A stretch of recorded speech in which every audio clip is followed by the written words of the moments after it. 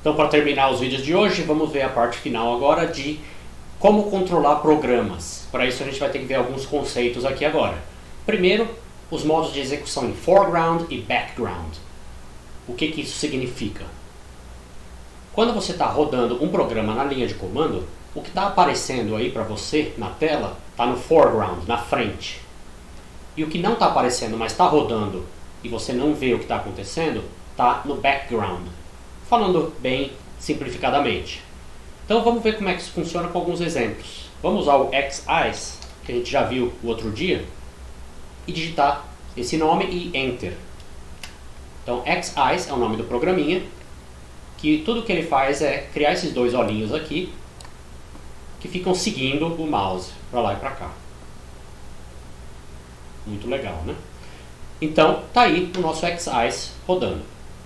Se a gente voltar aqui na linha de comando, vocês veem que o prompt não está disponível. Por quê?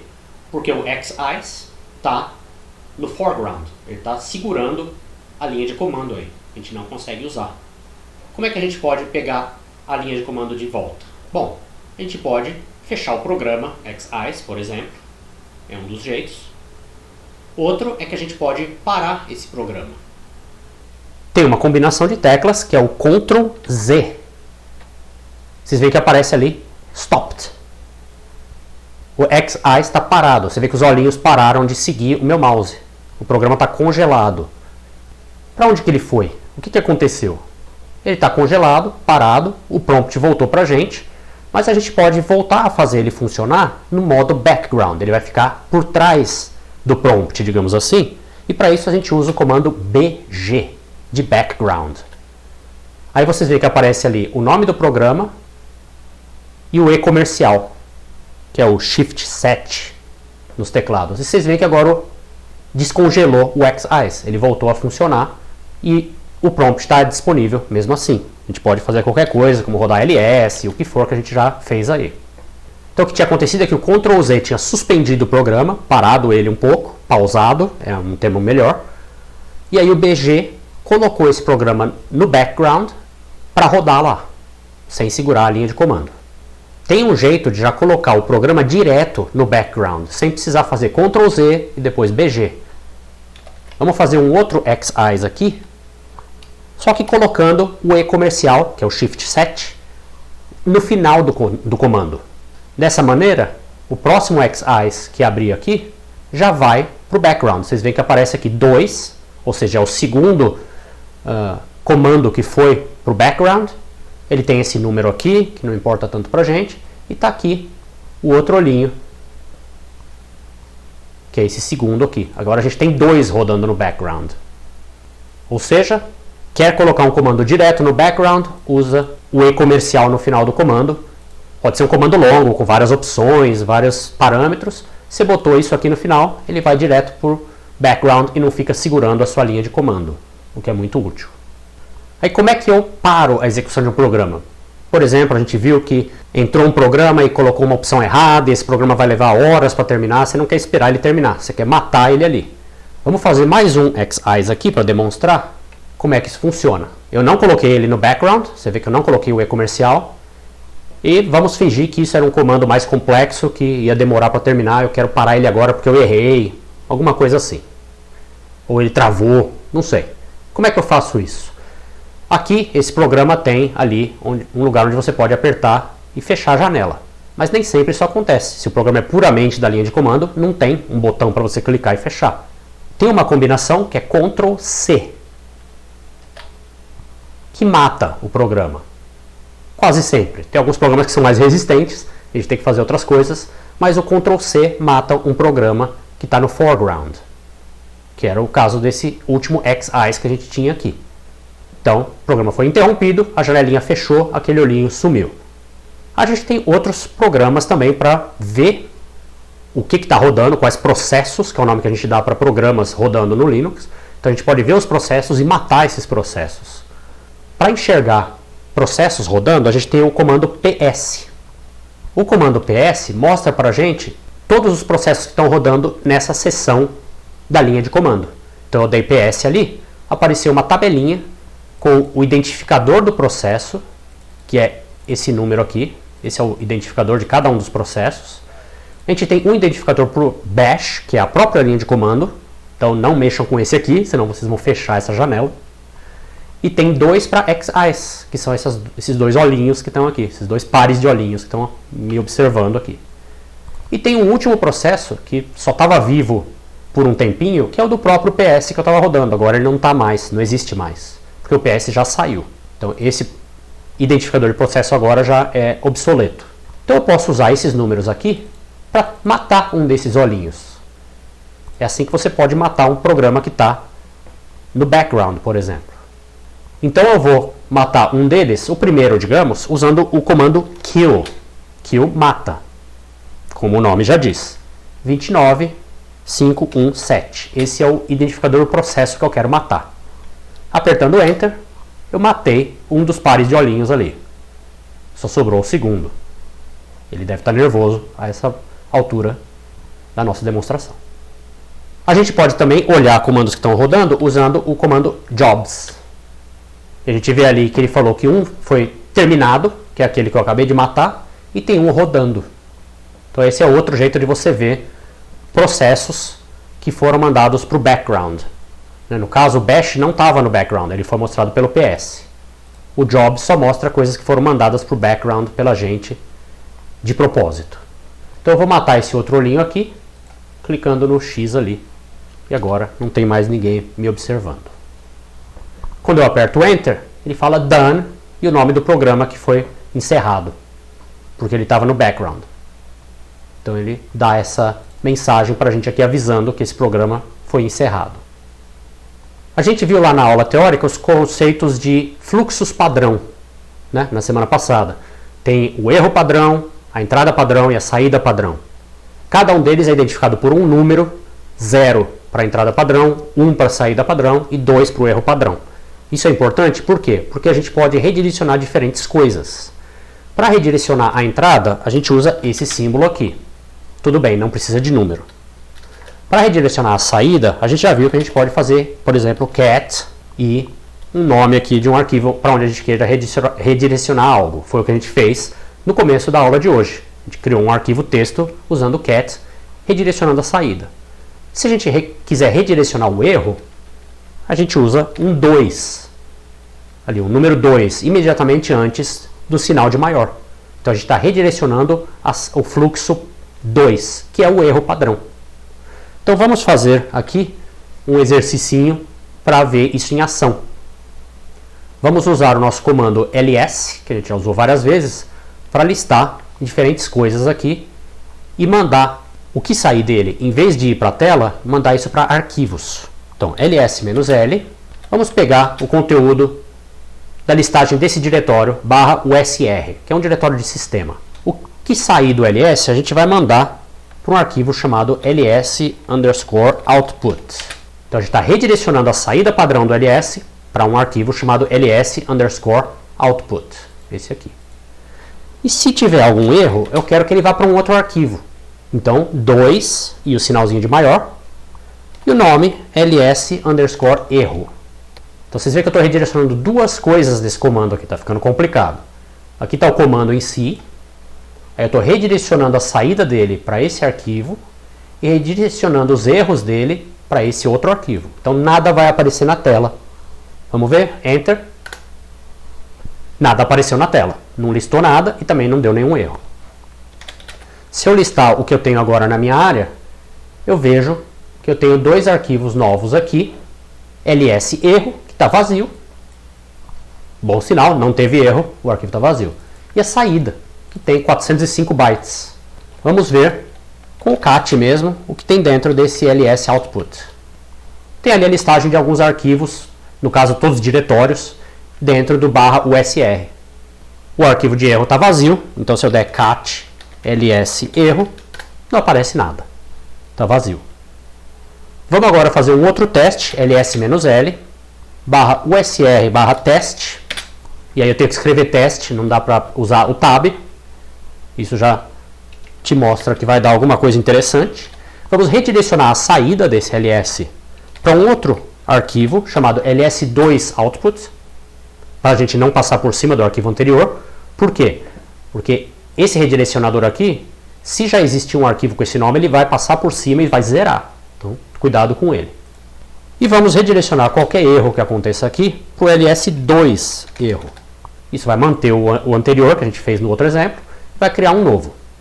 De novo, nada apareceu na tela porque a gente redirecionou a saída e o erro padrão, cada um para um arquivo diferente. E se eu listar aqui, a gente vê os nossos ls2 erro e ls2 output criados. Só que agora o erro contém alguns bytes, 57 bytes, e o de saída não contém nada.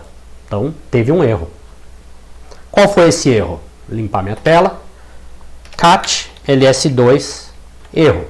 E aí ele fala pra gente, não consigo acessar /usr/test. Não existe esse arquivo ou diretório. Então, isso aí é um exemplinho bobo, mas demonstra para onde um erro vai. Eu criei um nome aí, teste, de arquivo que não existe dentro do /usr. E claro, quando eu tento listar, dá um erro. E não dá nenhuma saída. Por isso o arquivo de saída está vazio, tem 0 bytes. Vamos ver aqui, não tem nada, está vazio. E agora por último vamos ver um pipeline um pouco mais complexo que faz alguma coisa biológica aqui.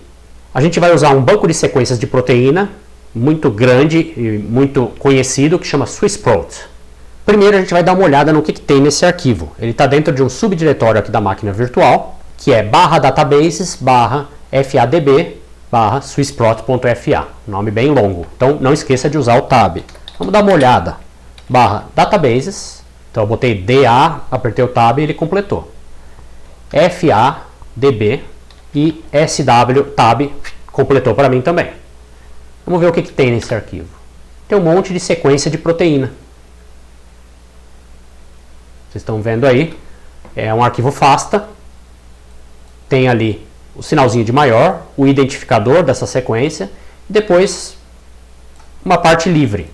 Está tudo na mesma linha. Deixa eu aumentar aqui o tamanho da minha janela para ficar mais óbvio. Está tudo na mesma linha, a linha do identificador, o cabeçalho. E aí a sequência. Vamos descendo, descendo, aí tem a próxima sequência e assim por diante. Eu posso contar quantas sequências tem aí para a gente ter uma ideia do tamanho desse banco de dados. E aqui eu não estou usando aquele pipe, eu estou usando o grep com uma opção dele que conta quantas vezes ele achou um padrão, que é a opção "-c". Então grep-c vai contar quantas vezes aparece o sinal de maior nesse arquivo aqui. 470 mil vezes nessa versão do SwissProt, que já é um pouco antiga, hoje em dia deve ter mais. Para não ficar precisando digitar databases, FADB, SwissProt toda hora, o que a gente pode fazer? A gente pode criar um link para isso aqui. Esse é outro uso do link. Um é não precisar copiar arquivos gigantes, porque isso desperdiça espaço, toma tempo. Né? Se você só quer acessar o arquivo para ler, você não precisa modificar, você pode criar um link. Outro uso é esse aqui. A gente tem um arquivo com nome comprido, que é chato de ficar digitando e lembrando, então a gente cria um link para ele. Vamos criar um link simbólico para esse arquivo /databases FADB SwissProt. Aonde? Aqui, aonde eu estou. Que no caso é na raiz da minha área de usuário, no meu home. Então, criando um link simbólico desse arquivo aqui. Então, para isso que a gente usa o ponto sozinho. Lembra que eu falei que o ponto significa o diretório onde eu estou? Ele é útil para isso. Para não precisar digitar nada, só o ponto. Quando eu quero fazer alguma coisa aqui. Fiz ls-l. Está lá o nosso novo link, swissprot.fa, apontando para o arquivo databases FADB SwissProt.fa. Agora fica bem mais fácil se referir a esse arquivo aqui, sem precisar ficar digitando tudo aquilo. Agora a gente vai usar um programinha que é de um pacote, ele não é do Linux, ele é de um pacote de programas usados para biologia molecular, em geral, para bioinformática, que chama Emboss, esse pacote. Tem mais de 150 programas lá. E o programa que a gente vai usar aqui chama seclen. Ele toma como argumento aqui principal o nome de um arquivo que tenha sequências. Vamos ver o que ele faz simplesmente apertando aí o Enter. Ele vai começar a pensar um pouco, começar a processar e aí ele começa a mostrar para a gente um monte de coisa na tela. São os identificadores de todas as sequências que ele está vendo e o tamanho da sequência. Então vai ser uma lista bem grande, de mais de 470 mil linhas aqui. Vou matar isso aí usando o Ctrl C. Eu não quero deixar ele ficar rolando para sempre. Tá vendo? O Ctrl C é útil também para isso. Se você está tendo uma coisa que está rodando, que você vê que vai demorar, dá Ctrl C, mata. Então acabei de matar aí o seqlen. A gente não quer simplesmente ficar vendo passar essa procissão de números aí na tela. A gente quer pegar só a segunda coluna. A gente quer pegar só os tamanhos. Podemos usar um pipe para isso, usando um comandinho do Linux que pega colunas de texto. Então vamos repetir aqui o nosso comando. Eu usei a setinha para cima para não precisar digitar de novo. Agora eu vou redirecionar essa saída para um programa chamado cut, que corta. Ele tem como principal opção, aí, parâmetro, o "-f", que indica qual é o campo, qual é o field, né, em inglês, qual coluna que você quer. A gente quer a coluna 2 nesse caso, que é a coluna onde estão os números. Aqui. Então, vou rodar ele assim, para a gente ver a diferença agora na saída. Agora só estão aparecendo os números. Então, fiz certo. Ctrl C para matar. Vamos fazer crescer esse pipeline aí. A gente já isolou a coluna só com os números. Agora, vamos redirecionar isso. E aí, tá vendo? O pipeline pode ter mais de um pipe. Esse aqui já está no segundo pipe. Vamos entrar no terceiro programa, que é um programa especializado de um pacote Python de programas de análise de dados, que chama histogram.py, de Python. E ele tem várias opções que vocês podem pegar lá no PDF também. Eu vou digitando aqui para vocês verem. "-p", "-mvsd", faltou um traço aqui, 2 traços, "-b30", "-x4000". Está explicado lá no PDF o que significa cada um desses parâmetros aí. São várias coisas diferentes. E aí quando eu apertar Enter, o seqlen vai pegar os identificadores e comprimentos de sequência. Isso vai ser redirecionado para o cut, que vai pegar só a segunda coluna, que são os números com os tamanhos das sequências. Isso vai ser redirecionado para esse programa especializado que faz histogramas, do pacote DataHacks. Vou apertar o Enter. Ele começa ali, Display Basic Information About Sequences. Isso na verdade é do seqlen, né? É uma coisa dele que não é parte da saída. É só uma informação que ele dá ali na tela sobre o que ele está fazendo. Ele demora porque esse arquivo é grande, tem muitos dados. Então eu vou cortar o vídeo e acelerar isso aqui. Ok, ele terminou. Eu diminui um pouco aqui o tamanho da fonte para a gente poder ver tudo direitinho, como vocês vão ver aí no seu computador. Está aqui o comando. Na verdade, o PDF não lista o que são todas essas opções. Vocês têm que ver na ajuda do histogram.py. Mas basicamente o "-x" é sobre o tamanho máximo aí de sequência. "-b" é o tamanho do bin, da categoria, né, da caixinha, quantas caixinhas você quer e assim por diante. E aqui, o que esse histogram.py faz é um histograma em formato texto. Então tá aqui, ele falando pra gente que o tamanho mínimo de proteína que ele encontrou foi 6 aminoácidos e o máximo foi 4.000, porque eu pedi para ele parar em 4.000. Não quis que ele pegasse proteínas maiores que isso. Quantas amostras ele viu e assim por diante.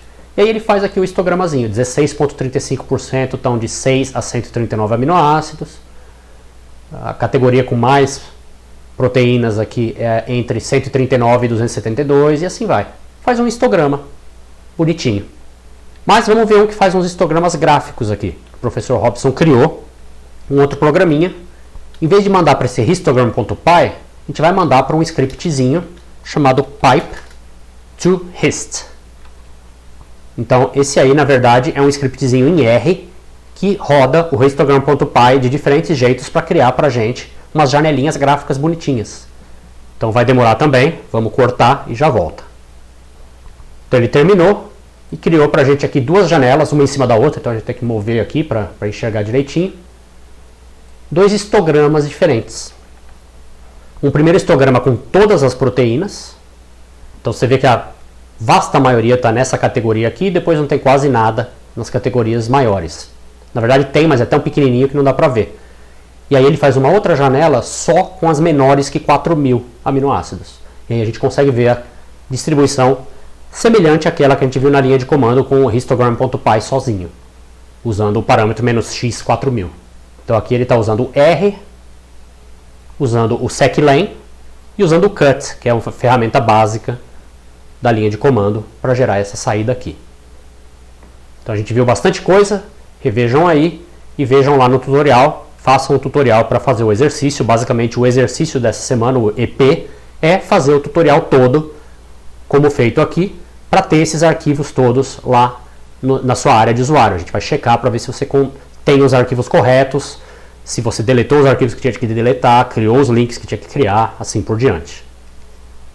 Qualquer dúvida, apareçam no plantão de dúvidas. Dessa semana vai ser das 9 ao meio-dia, porque é uma semana mais complexa, tem desde criar a sua conexão à máquina virtual até testar todos esses comandos. Então a gente vai estar disponível por 3 horas, em vez de 2 horas, que vai ser o comum nas outras semanas, mas essa semana das 9 ao meio-dia. Então apareçam lá para perguntar o que tiver de perguntar. Se você não conseguir ver os vídeos todos a tempo, ou tiver dúvidas depois da hora do plantão, a gente responde pelo fórum também. Mande suas perguntas todas para o fórum, para que todo mundo possa ler e a gente possa responder lá e todo mundo se beneficia das perguntas e respostas. Boa sorte!